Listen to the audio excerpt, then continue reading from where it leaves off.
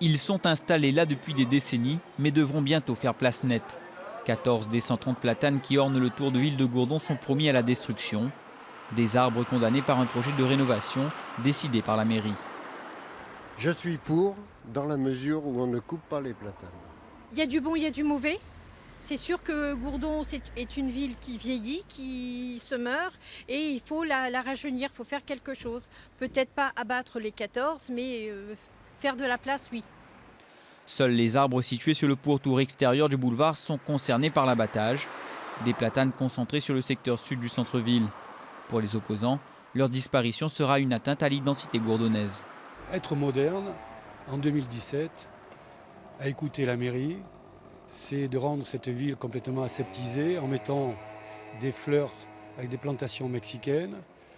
Et est-ce qu'en 2017, au moment de la COP21, est-ce être moderne que de détruire et de supprimer toutes ces platanes qui pour certains sont centenaires? Du côté de la mairie, on défend la nécessité de moderniser Gourdon, notamment en rendant ses trottoirs plus accessibles aux handicapés.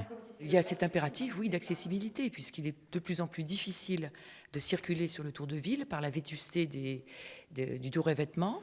Nous avons aussi un impératif de réhabilitation de notre réseau, puisque les racines enserrent les canalisations, et que les réseaux d'eau et d'assainissement, et que ce compromis trouvé répond à ces trois enjeux. Donc, je répète, attractivité du tour de ville, accessibilité et réhabilitation du réseau d'eau et d'assainissement.